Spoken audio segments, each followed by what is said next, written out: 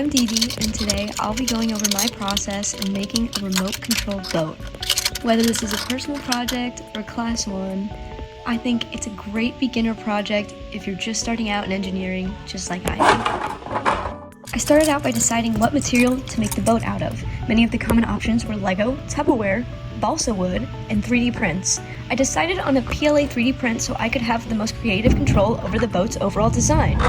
As you can see here, it's been 3D printed into parts as the 3D printer I was using was not quite big enough to fit the whole thing. I was scared a boat this size would be way too heavy, but it ended up coming out pretty lightweight. Next, I needed to decide how the boat would actually move. Most people opted for a simple rudder and propeller. A few others decided to make a fan boat, but my favorite choice was a water jet. Here, I'm showing you the 3D printed jet. This is a tube that the water will be sucked into before being expelled out to essentially push the boat forward. The first model on the left was a misprint. The inside wasn't correctly printed and kind of looks melted, but that'll be no good in holding the propeller shaft in place. The next part is a nozzle that connects to the tube. The tip of the jet accelerates the high-pressure water to create a powerful suction effect. By forcing water through a narrow opening, it creates a localized drop in pressure. In other words, the boat goes vroom. The last piece will act as the rudder to the boat. It will turn side to side to change the direction of the boat. The rest of these little parts are to hold this system in place inside the boat. I 3D printed this propeller, but I warn you, do not 3D print your propeller. Just buy a nice sturdy one, as these do have a chance of just exploding, and mine did. Now we can actually talk about what will power this thing as I pull it out of my magic bag. You may be surprised to know that there aren't that many parts that go into building a boat. First, we have what will control our rudder. This is a servo motor. With input from a remote, which will turn our rudder. Next, we have our electronic speed controller, or ESC for short. It is the electronic brain of your RC boat that sits between the battery and the motor, translating signals from your transmitter to accurately control the motor speed, reverse direction, and manage power output. This is our battery. If you don't use the same parts that I do, please make sure that your items are compatible with your battery, or else you may not have enough power to turn them on, or you can fry them if you have too much power. And finally, our motor. It will be attached to our propeller and spin when given input to do so by the remote.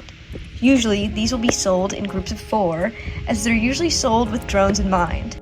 This is an Excel sheet to the links, prices, and how everything connects to all of our parts.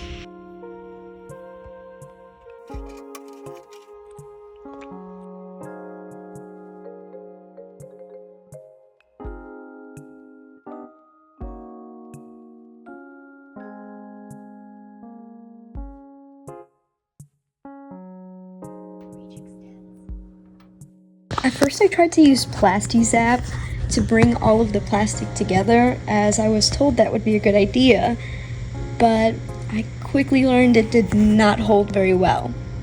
Now, little update. You can see there, there's kind of a little crack. Yeah, you can even see my finger through it, but that doesn't seem very seaworthy for me.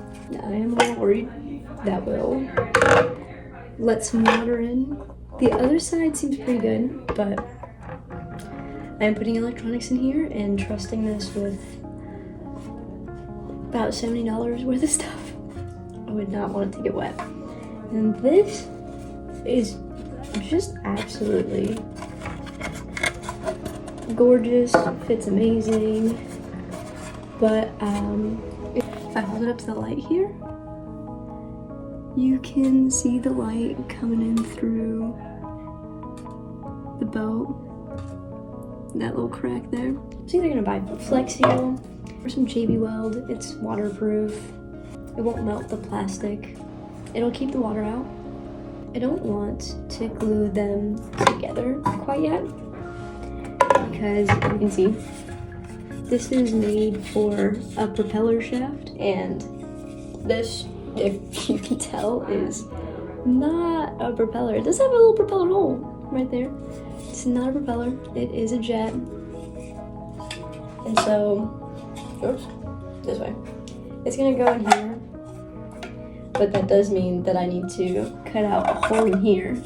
Now, at first this sounded like a good idea. I would just heat up a X-Acto knife in our dormitory stove and use that to not only cut a hole for our jet, but also to pretty much weld the boat together and smooth out those cracks in the boat.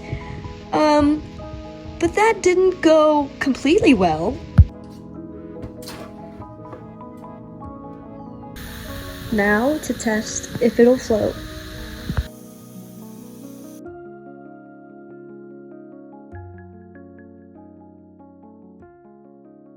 So I left it overnight in the tub to see if it'd keep the water out, only to wake up and see that it had a decent amount of water inside, which is concerning, of course, and prompted me to go and buy some JB Weld to coat the whole thing and keep the water out.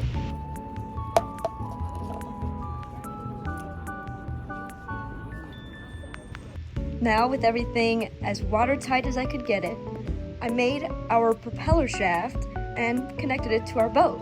And finally, it was time for the first test.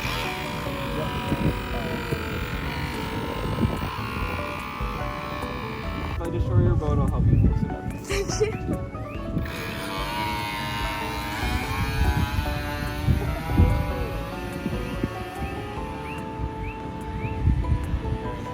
Yay! That wasn't even full. I'm not gonna go full because I'm scared. I am too. Right.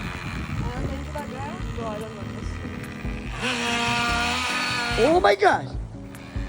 Whoa! Oh!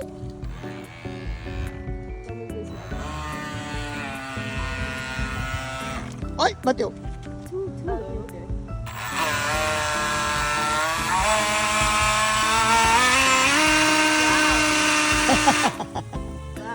Ah, legal! Ikaw sa pilan. Cuidado!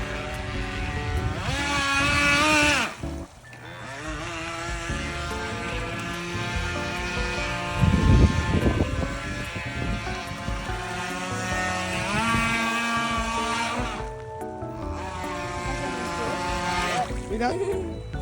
Tá bom já. You get donuts or?